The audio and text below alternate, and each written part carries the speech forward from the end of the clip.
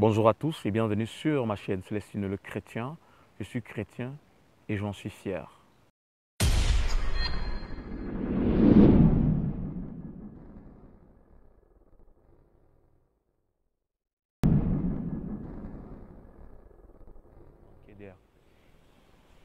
Et plus le temps passait, plus je m'éteignais. Et en un claquement de doigts, je suis sorti de mon corps. Je suis sorti de mon corps, je suis mort. Mon enveloppe corporelle était devant moi et j'étais debout et j'avais l'impression que je vivais une fiction. Mais c'était bel et bien réel. Je venais de sortir de mon enveloppe corporelle. C'est une scène assez difficile, pénible, atroce. Je n'ai pas ressenti de douleur, je n'ai pas ressenti de peine, mais je savais que j'étais debout et mon enveloppe corporelle était inerte à même le sol. Alors je suis resté là debout. J'étais triste, j'étais malheureux. Je voyais tous mes camarades tout autour de moi qui essayaient de me sauver la vie. Et mes camarades parlaient en fait. Je n'écoutais pas ce qui sortait de leur bouche, mais j'entendais en fait leur esprit. C'était comme si j'entrais dans leur être. Lorsque tous parlaient, c'est comme si j'entrais dans leur être en fait et j'écoutais ce qui se disait dans leur esprit. Ne me demandez pas comment cela est possible. Il faut y être pour le comprendre et pour le savoir. Et tous ceux qui ont eu à passer par là me comprendront mieux et assez aisément en fait. Alors je me retrouve là, j'écoute mes camarades et j'ai envie de dire sauvez-moi. Je crie aidez-moi, sauvez-moi, je ne veux pas mourir. Je suis en train de partir, je ne veux pas mourir, aidez-moi. Mais personne ne m'écoute en fait. Personne ne peut me voir, mais moi je vois tout le monde. Mais personne ne peut me voir. Je suis couché à même le sol et mon corps ne bouge pas. L'une des questions que je me posais, et l'une des nombreuses d'ailleurs que je me suis posée, a été la suivante. Comment ai-je pu vivre dans ce corps durant des années et ne pas me rendre compte qu'il était si hideux, qu'il était si crasseux, que c'était en fait un dépotoir, un abîme de saleté, un abîme de décriture. Je me suis posé cette question. Comment ai-je pu porter ce corps, marcher dans cette enveloppe corporelle et ne jamais ressentir, ne jamais percevoir à quel point il était si sale. Je voyais mon corps, c'était de la poubelle, c'était de la saleté. Mais c'était bel et bien mon enveloppe corporelle qui était couchée sur l'air de jeu. Puis, au bout d'un certain temps, je me suis senti en fait voler, voltiger, planer. Je planais, je décollais du sol, mes pieds décollaient du sol. Et lorsque l'ascension a débuté, je regardais l'espace sur lequel mon corps reposait, tout était noir en fait. Je vous fais un peu une image, c'est comme si le sol, on avait appuyé sur une manette et le sol avait disparu. Sa coloration avait disparu. C'était devenu un sol noir, totalement transparent sur une vitre transparente où on pouvait voir l'abîme qui se trouvait sous le sol en fait. C'est ce que moi je voyais. Donc mon corps était posé en surface, il y avait un très grand abîme et mon œil ne pouvait percevoir le fond. C'était totalement noir. Et je montais à une certaine hauteur, une certaine altitude, disons 30, 35, 40 mètres d'altitude. L'atmosphère naturelle, il a totalement disparu. Je me suis retrouvé dans un espace-temps où je n'avais jamais cru vraiment y arriver, y être un jour. Je me suis retrouvé dans une épaisse brume, on dirait une fumée blanche, épaisse, qui m'empêchait de voir devant, derrière, à ma gauche, à ma droite, en bas et en haut. Donc je ne pouvais rien voir. Tout était blanc en fait, un blanc si épais. Et lorsque je montais où j'allais en fait, j'avais une posture. La première, j'avais les mains repliées sur moi, les pieds également, mais je regardais vers le haut. Donc mon visage était tourné vers le haut, je montais. Une vitesse assez fulgurante, bien loin, dépassant celle de la lumière, je montais. Et pendant que je monte, je commence à écouter l'écho d'un lieu de fête. On dirait qu'il y a une fête quelque part. On dirait que je me rapproche vers un lieu festif. Plus je remarque cela, je constate également que, en fait, il y aura collision. Ce n'est uniquement pas moi qui est en train d'effectuer le déplacement, mais le déplacement, il est bilatéral. Je me déplace et ce lieu de fête se rapproche de moi. Et est venu ce moment où je me suis retrouvé tout à coup, comme un claquement de doigts, dans ce lieu de fête où tout était beau, tout était parfait, tout était nickel, tout était luxuriant, tout était pavé d'or, tout était orné, tout était saint, gracieux, si simple à la fois et si gracieux à la fois. Alors je me retrouve là, tout est grand, tout est beau, tout est immense. Où je me retrouve, je ressens la présence d'un être fort, d'un être grand. Je ressens sa présence. Et je sais que je me retrouve dans la demeure de celui qui m'a conçu, de celui qui m'a manufacturé, de celui qui m'a inventé, de celui qui m'a créé, de celui qui m'a façonné. Je le ressens en fait. Je sais que je suis dans la présence de mon véritable Père. Les êtres qui se déplaçaient, qui se mouvaient dans le lieu où j'étais, tous planaient. Personne ne marchait. Tous planaient. Tous étaient revêtus de grâce. Une grâce éclatante. La sainteté, la splendeur. Tous étaient revêtus de cela. Et le constat que j'ai pu faire, c'est que l'être dominant dans ce lieu était également dans les êtres. Je peux dire quoi? Il résidait dans les anges qui bondaient ce lieu. Et il y avait également des vieillards que j'avais vus. Tous adoraient, tous louaient ce Seigneur. Il était dans ces êtres. Il était également assis sur son trône. Et je regarde au-devant de moi. C'était comme si j'étais conduit en fait. Il y avait quelqu'un qui me conduisait, qui me permettait de voir ces êtres, qui me permettait de voir la beauté, qui me permettait d'admirer ce grand royaume. Et le sol était en fait fait à base de son vêtement. En fait, le vêtement recouvrait tout, son vêtement recouvrait tout. Cette demeure, c'était son corps, c'était lui-même. Et cette demeure était la demeure. Donc, il était à la fois la demeure et la demeure était à la fois lui. Au bout d'un temps, cet être-là qui m'accompagnait m'a fait un signe comme pour dire qu'il y a quelqu'un devant toi. Et lorsqu'il me fait ce signe, ma posture change. Au départ, j'étais comme ça, je pouvais admirer des choses de part et d'autre de mes côtés. Mais lorsqu'il me dit, il y a quelqu'un devant toi, ma posture, elle a changé. Ma tête s'est aussitôt baissée. J'ai l'impression qu'on m'avait assommé là. J'ai l'impression qu'on avait mis sur moi une poutre de béton ou d'acier qui m'empêchait de lever la tête pour voir de mes yeux naturels qui était assis sur le trône. Alors, on a baissé ma tête. Mes mains étaient toujours repliées sur moi-même. Et je pouvais voir par mes yeux, par mon esprit, celui qui était assis en face de moi en fait.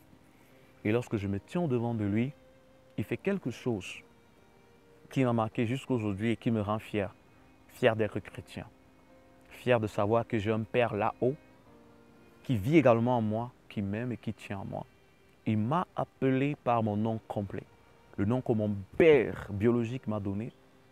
Il m'a appelé par ce nom. J'ai compris que j'avais en face de moi mon Père, mon vrai Père. Il ne m'a pas appelé comme mon père biologique pouvait m'appeler. Il m'a appelé comme mon créateur. En fait, j'ai écouté la voix de mon véritable Père, de qui je découle. Il m'a appelé. J'ai frémi en moi-même et je me suis senti important. Je n'avais jamais été important dans la vie parce que j'ai grandi avec un père militaire qui m'a souvent mis une pression et je ne faisais rien d'assez bien à ses yeux en fait. Rien n'était assez bon, rien n'était assez bien pour bénéficier de ses faveurs. C'était tout le temps le charbon. Il fallait toujours être au charbon. Peu importe les efforts qu'on pouvait faire, que moi je pouvais faire, ça n'était pas assez. Et je le comprends aujourd'hui. Avant, j'estimais qu'il me détestait, mais avec la vie du Seigneur à moi, j'ai compris en fait qu'il m'aimait. C'était sa manière à lui d'exprimer son amour à mon endroit. Il voulait me façonner et faire de moi un homme. Et le Seigneur m'appelle par ce nom que mon Père m'a donné. Il m'appelle et en fait, sa voix est empreinte d'injonction. Il m'a appelé, il ne m'a pas dit viens, mais lorsqu'il m'a appelé par mon nom, aussitôt, j'ai plané, je suis allé vers lui. Il ne m'a pas dit arrête-toi. Il m'a regardé et je me suis de suite arrêté. Disons, 10 mètres de lui, je me suis arrêté en fait. Et lorsque je m'arrête, il me regarde. Il m'a copieusement blâmé. Il m'a grondé. Je me suis senti misérable. Je ne pense pas qu'un jour mon père m'a blâmé de la sorte, encore moins ma maman. Mais le Seigneur, il m'a blâmé. Il m'a réprimandé. Il m'a dit, je suis Jésus-Christ. Jésus-Christ que tu persécutes. Je suis Jésus-Christ que tu n'aimes pas. Je suis Jésus-Christ que tu n'acceptes pas. Je suis le Seigneur à qui tu as eu avoué aux gémonies. Je suis ce Dieu. Je suis Jésus-Christ. Quand il me l'a dit, j'ai fondu en moi-même. Je ne pouvais rien faire. J'étais sans défense en fait. Beaucoup de personnes ont l'impression que le jour du jugement sera au moment où les uns et les autres feront valoir leur plaidoirie, où ils essaieront de défendre leur cause. Décrompez-vous, chers amis, décrompez-vous, chers chrétiens. Le Seigneur nous voit tous et ce jour, personne d'entre nous aura le privilège de se défendre. Lorsqu'on va dans le tribunal de première instance, dans le tribunal de grande instance, etc., dans ces instances juridictionnelles, on peut se défendre, on peut pouvoir des preuves pour sa propre défense, mais sauf que le Seigneur, il est celui qui nous défend tant que nous sommes sur la terre. Mais dans son royaume, personne ne nous défendra. Nous devenons des acteurs de notre propre vie et nous assumons simplement nos actes et le choix de notre vie passée ici sur la terre. Alors je me suis retrouvé là, face à cette réalité, face à cette vérité. Il m'a dit, je suis ce Jésus-Christ que tu as persécuté, ce Jésus-Christ que tu n'as jamais aimé, ce Jésus-Christ que tu n'as jamais apprécié et dont tu as combattu de toutes tes forces. Pendant qu'il me le disait, il a fait apparaître un écran devant de moi. L'écran est apparu et j'ai vu défiler ma vie en fait. Et j'ai vu des épisodes où j'engueulais ma mère, j'engueulais mes soeurs, je portais vers eux des propos injurieux, des propos vraiment obscènes, des invectives vraiment de la pire espèce pour essayer de les dissuader, de se désolidariser de ce Jésus-Christ qui à l'époque je pensais n'avait rien à voir avec moi et ne reposait que sur des fables en fait. Alors, il me montre tous ces épisodes, toute cette fois où j'ai eu à mépriser ma maman et à banaliser son nom. Il me dit à chaque fois où tu as eu à le faire, c'est à moi que tu le faisais. Chaque fois où tu as insulté ta maman, c'est à moi que tu le faisais. Chaque fois que tu as eu à injurer ta maman, c'est à moi que tu le faisais. J'ai été scandalisé, j'ai eu des douleurs, j'ai eu très mal. Et pendant qu'il me le montre, à l'écran, je vois apparaître une scène que seul Jésus-Christ pouvait me la montrer. Vous savez, il y a des choses dans ce bas monde que les personnes commettent et il y en a des choses qu'ils dissimulent et seul Dieu peut le connaître. Seul Dieu et leur conscience. Et moi, j'en avais une. J'avais commis un larcin et ce larcin-là me culpabilisait. Je le craignais, je le portais. C'était mon bourrelet et j'avais de la peine à m'en débarrasser. Dans ma conscience, je n'avais cessé de me dire, Célestino, tu as fait du mal. Un soir, tout fils de militaire peut le témoigner, avoir un papa militaire, ce n'est pas toujours aisé. Il vous met de la pression, il vous moleste et il vous frappe pour faire de vous un homme en fait. Et un soir, pendant que le papa il est rentré du BQG, de la brigade du quartier général, j'étais à la maison, il a déposé son crédit dans sa chambre. Il allait prendre le bain.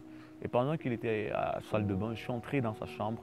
J'ai récupéré son crédit. J'ai enlevé la somme de 2000 francs, environ 2 $, 3 € par là. J'ai récupéré cette somme d'argent et le lendemain matin, je suis allé jouer aux jeux vidéo et manger du pain avec des amis. Nous sommes amusés, puis je suis revenu à la maison. En revenant, mon papa m'a appelé, m'a dit, je sais que c'est toi qui as récupéré mon argent, je veux mes sous, rembourse-moi mon argent. Je lui ai dit, papa, je n'ai rien pris. Il m'a dit, tu me mens, et il a foncé sur moi pour me frapper.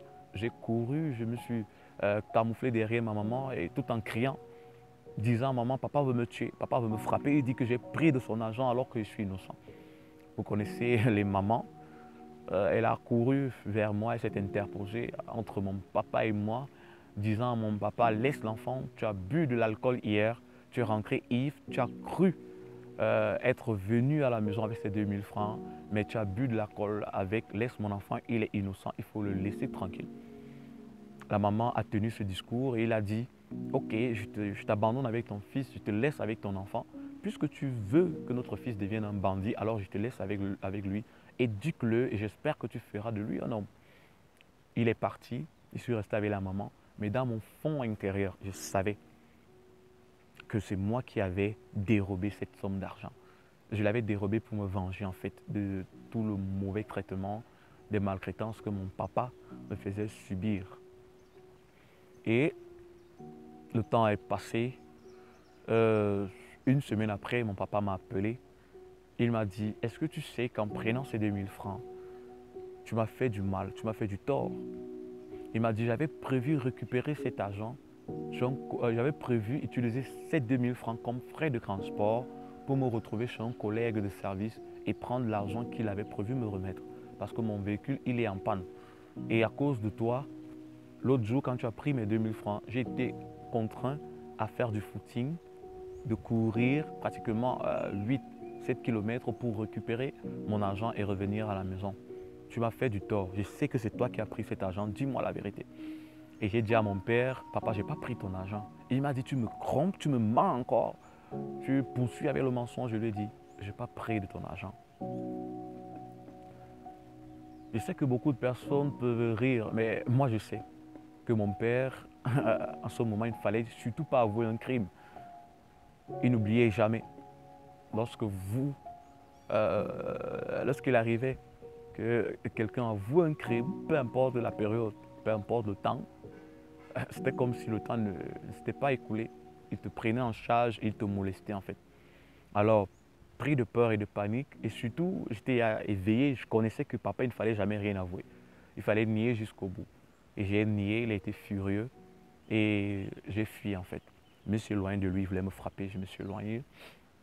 Et je ne me suis jamais pardonné cela. Cette phrase-là, est-ce que tu sais que tu m'as fait du mal? J'ai prévu d'utiliser ces 2000 francs comme frais de transport, mais tu me les as arrachés.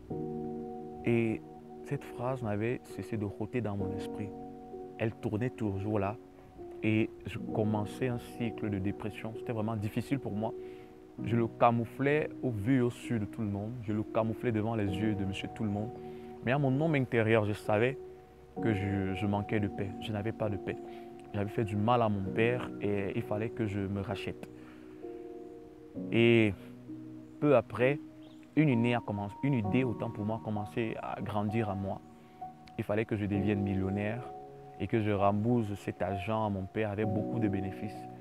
Et en le lui rendant, je lui avouerai que c'est moi qui avais effectivement dérobé cette somme de 2000 francs. Mais le temps passait et le moment propice pour avouer ce crime-là n'était jamais arrivé en fait. Et voilà que le Seigneur me présentait cette image. Il me montrait que même ce secret que tu camoufles, ce secret que tu gardes, moi je le connais. Je sais que c'est toi. Mes amis, mes frères, mes sœurs, mes serviteurs, lorsque la Bible dit que les cheveux de notre tête sont comptés,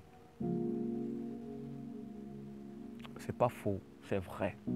Le Seigneur, il compte. Tous nos gestes sont vus. Tous nos gestes sont criblés, sont suivis. Rien n'est caché devant de lui, dit la parole de Dieu. Rien n'est caché. Et là, je me suis rendu compte que même ce secret ne lui était pas caché. j'ai ressenti de la douleur, j'ai ressenti de la tristesse, j'ai ressenti de la misère, comme Jacques le dit. J'étais misérable, au moins que rien. Je pensais être caché, je pensais vivre dans le secret durant plusieurs années. Mais en réalité, je ne vivais pas dans le secret. Le Seigneur me voyait. Et là, il m'a sorti ce secret-là. Je me suis senti désemparé, perdu. Et je savais qu'une seule chose me restait. C'était la sentence. Et après cette image, il est arrivé un moment où il y a eu un silence tous azimuts. Aucune musique et aucun être ne se déployait plus. Personne ne bougeait. Un calme total. Et là, dans mon esprit, le Seigneur me préparait à la sentence. Je savais que la sentence arrivait déjà. Un calme sans nul pareil s'est installé en fait dans ce lieu où j'étais. Et pendant qu'il y a ce calme, je suis là, je suis replié à moi-même, recroquevillé à moi-même. J'attends la sentence. Et dans mon esprit, je vois le Seigneur, il lève, parce que avant ce moment de sentence, il a fait ceci. Et il relève son visage et il me regarde, il sourit, il sourit, il sourit et il me dit, maintenant je t'envoie, va marcher pour moi, va vivre pour moi, va être pour moi, va parler pour moi. Le jour où tu vas faire comme les autres, je te tuerai. Le jour où tu parleras comme les autres, je te tuerai. Le jour où tu marcheras comme les autres, je te tuerai. Le jour où tu vendras ce que je te donne, je te tuerai. Je suis ton héritage. Tu es mon offrande. Je suis tout pour toi. Je t'appartiens. Tu m'appartiens. Je te donne 4 choses. La foi en mon nom, la vérité de mon nom, la gloire de mon nom, la puissance de mon nom. Mais de ces 4, une chose, la vérité en mon nom. Je voudrais qu'elle soit en toi et que tu sois la vérité. Maintenant, va. Je te laisse. Va. Et lorsqu'il m'a dit va, de suite, j'ai amorcé une descente fulgurante. À la même vitesse, la même intensité, j'ai commencé à descendre, à revenir sur la terre. À la même hauteur, 30, 35 mètres, 40 mètres d'altitude, il y a une sorte d'amortissement de ma chute. L'atmosphère naturelle a réapparu. Je me suis senti porté par des anges, comme un brancard en fait. Lorsque les footballeurs se font mal, ils sont portés sur un brancard. C'est comme ça que je me suis senti porté en fait par ces anges-là. Ils me portaient et ils m'ont fait insérer à nouveau mon enveloppe corporelle. Je me retrouve de nouveau dans mon corps et j'ai l'impression d'avoir effectué un voyage de 1000 siècles. Donc où je suis, j'ai l'impression que toute ma vie s'est déroulée en fait. J'ai l'impression d'avoir vécu 1000 ans où j'étais. En fait, j'ai été dans l'éternité. J'ai vu l'éternité. J'ai vu à quoi ressemble le temps dans l'éternité. J'y ai été, on ne m'a pas dit. Je suis mort, je sais à quoi ressemble l'autre côté. Beaucoup de personnes disent qui était là-bas pour, qui est déjà mort et est parti voir ce qui se passait là-bas et est revenu nous dire. Je sais que je ne suis pas le seul à avoir rencontré le Seigneur dans une pareille circonstance. J'y ai été, je sais ce que j'ai vu. Je sais à quoi ça ressemble. C'est très sérieux, vraiment très très sérieux. J'y ai été, j'ai vu. Et je me suis retrouvé dans mon corps. Je n'ai pas de suite retrouvé les forces. J'étais assez exténué, très fatigué. Et mes camarades se battaient pour sauver ma vie. Et au bout d'un certain temps, j'ai commencé à écouter des voix. J'ai l'impression que ça me donnait l'impression d'être à 10 km et d'entendre des voix. Mes camarades m'appelaient. J'étais à moi-même, mais ils m'appelaient. Ils criaient après moi. Ils m'appelaient. Et plus je le faisais, je me suis senti en fait revenir. C'est comme si je courais pour revenir vers eux. Et est venu ce moment-là où je pouvais à nouveau voir, mais la vision était un peu trouble, où je pouvais écouter, mais j'avais des bourdonnements dans les oreilles. Je ne pouvais pas parler, je ne pouvais pas ouvrir la bouche parce qu'elle s'était resserrée au bout d'un certain temps. Bon, mon camarade, il avait mis la main, mais après, il a dû la retirer parce que je serrais de plus en plus. ma langue. Ils ont dû appuyer ma bouche, la forcer pour que je puisse décidément pas partir. Il n'y avait pas de cuillère à côté, donc ils ont dû se battre vraiment comme ils ont pu pour m'empêcher de partir. Mais ce qu'ils ignoraient, c'est que j'étais déjà parti en fait. J'étais déjà parti. Et la plupart de ces camarades, tous vivent en fait, tous vivent. Je me suis remis sur mon corps et ils me demandaient des signes, c'est combien de doigts, c'est 2, c'est 3 doigts, qu'est-ce que tu vois, est-ce que tu m'écoutes, est-ce que tu ressens. Ils me pinçaient, ils me claquaient, ils me bouleversaient de part et d'autre. Je ne ressentais rien en fait, je venais de loin. Au bout d'un certain temps, j'ai commencé à voir, j'ai commencé à distinguer, j'ai commencé à ressentir des douleurs, des pincements et autres. Ils m'ont donné de l'eau, ils m'ont porté, ils m'ont mis à côté du terrain de football. Ils ont poursuivi le jeu et moi j'étais là, je m'allongeais et je patientais en fait. Et il était question également pour moi de récupérer. Après cet épisode, le match s'est achevé en fait et nous sommes rentrés ensemble. Ils m'ont mis dans le taxi et nous sommes arrivés à la maison. Un camarade à moi m'a raccompagné jusqu'à la maison et il est rentré chez lui. Mais sauf que ma vie, dès cet instant, a pris un tournant majeur. D'autres personnes ne pouvaient pas écouter ce que j'écoutais. D'autres personnes ne pouvaient pas voir ce que je voyais. D'autres personnes ne pouvaient pas entendre ce que j'entendais. Mais moi, j'entendais une voix. J'écoutais désormais une voix. Je voyais désormais des choses. Je ne voyais plus autant pour moi comme tout le monde. Je n'entendais plus comme tout le monde. Mais je vivais pleinement Dieu. Je marchais désormais avec Dieu. Dieu a supplanté mon Père dans ma vie. Il a pris la place de mon Père. Désormais, j'entendais une voix que tout le monde ne pouvait entendre. Il pouvait m'arriver de me retrouver au milieu d'une centaine de personnes et écouter ce que Dieu me dit. Écouter le Seigneur me dire de faire X chose ou Y chose. Ça a commencé à se produire. Durant cette année-là, je n'ai pas pu avoir mon examen de fin d'année. Je ne sais pas trop pourquoi, mais j'ai traversé une fin d'année assez pénible parce que mes camarades n'avaient cessé de m'appeler le revenant. J'étais devenu pour eux le revenant et d'autres m'appelaient le mort-vivant, d'autres m'appelaient la momie. En fait, mon expérience m'avait donné un nom. On m'avait attribué une identité par rapport à ce qui s'était produit dans ma vie. Et c'est où ma vie a réellement commencé. J'ai compris à partir de mon appel qu'on ne naissait pas chrétien, on le devenait. Les amis, je ne sais pas pour vous, vous qui croyez que être chrétien ne se résume qu'à être religieux, à appartenir à un mouvement, à une dénomination,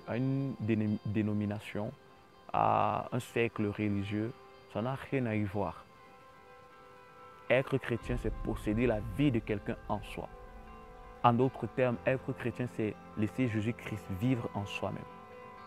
C'est sortir du carcan protecteur de la religion pour faire face au Créateur en le regardant droit dans les yeux. C'est où le Seigneur nous appelle. C'est où il nous attend tous. C'est la raison pour laquelle il nous a tous imposé le choix. La Bible déclare que tous ceux qui croient au Seigneur Jésus-Christ sont sauvés. Et ceux qui ne croient pas sont déjà condamnés. Le Seigneur dresse au-devant de nous la vie et la mort. Et il nous invite, et il le fait chaque jour, à choisir la vie et non pas la mort. Seulement, toutefois, il nous laisse libre cours de choisir la mort ou la vie. Par mon expérience, j'ai connu des moments difficiles, des moments pénibles. Les choix de Dieu ont commencé à s'imposer à moi. Il m'a appris la rigueur. Il avait pris la place de mon Père. Il était devenu mon Père. Et le Saint-Esprit a commencé à me dire, laisse, je vais te forger, je vais te bâtir, je vais t'instruire. Tu deviendras mon serviteur, tu parleras à mon nom. Et j'ai dit au Seigneur, je ne sais pas parler. Qu'est-ce que je dirais aux hommes? Il m'a dit, tais-toi, laisse-moi faire, je le ferai au travers de ta vie. Je le ferai par toi. Laisse-moi t'instruire, laisse-moi te bâtir. J'ai connu des moments pénibles, des moments compliqués. Et ces moments m'ont forgé. Dieu ne m'a jamais abandonné. Jésus-Christ a toujours été là. Ce qui fait que beaucoup de personnes qui ne connaissent pas ma vie, qui ne connaissent pas mon témoignage, qui ne connaissent pas la raison pour laquelle je suis chrétien, peuvent croire que mon engagement, mes publications sur Facebook, allez sur Facebook, Célestino Aboudi, vous allez me retrouver. Mes publications sur Facebook, ils se disent en fait que je voues une haine à la vie, ou une haine à Dieu, ou une haine au monde, ou une haine à l'existence, ou une haine à l'existence humaine. On ne peut pas être autant rigide, autant méticuleux, on ne peut pas être autant regardant en tant que chrétien. Et il y a bien des moments où Dieu peut s'amuser, où Dieu peut se détendre, où Dieu peut se distraire, parce que la vie n'est toujours pas fondée sur le sérieux. Les amis, je sais d'où je viens, et c'est ce que j'ai vu. Et à cause de ce que j'ai vu, je ne saurais jouer, je ne saurais blaguer. Il me plaît tous les jours de mourir. Et ceux qui me rencontrent ont une fois eu ce privilège, cette occasion de m'écouter, de m'entendre dire « Je peux mourir maintenant, je suis prêt, je veux partir tout de suite, je veux partir demain, je veux partir après-demain, je veux partir dans 5 minutes. » Parce que j'y ai été et je sais où j'irai. Et tous les jours de ma vie, je sais pour qui je vis, je sais pourquoi je vis, je sais où je suis en train de me préparer à y aller demain. C'est la raison pour laquelle je vis pleinement. Que ce soit dans l'adversité, je la vis pleinement. Que ce soit dans les moments de joie, je les vis pleinement. Parce que ma vie désormais, c'est Christ et Christ est ma vie. Et je vous invite également à faire le pas comme moi. Être chrétien, ce n'est pas une vie de souffrance, c'est une vie de complicité avec le Seigneur. C'est une vie pleine, c'est une vie remplie, c'est une vie de liberté. Liberté en Jésus-Christ. Alors, pour vous qui venez de suivre intégralement mon témoignage, je m'en vais vous inviter à le partager tout autour de vous, à le répandre, à le faire écouter par plusieurs de vos frères, de vos amis, de vos connaissances. Partagez-le à tous ceux et toutes celles qui nient, qui ont du doute sur la personne du Seigneur, pour qu'elles connaissent et qu'elles sachent véritablement que Jésus-Christ n'est pas une affaire fictive, c'est une réalité atemporelle. Nous sommes des êtres temporels, nous allons tous passer, mais il vaut mieux de vivre cette vie en ayant fait le choix de viser le très haut, de viser le ciel, partir de cette vie pour vivre et non pas partir de cette vie pour subir la seconde mort, comme le dit les Écritures.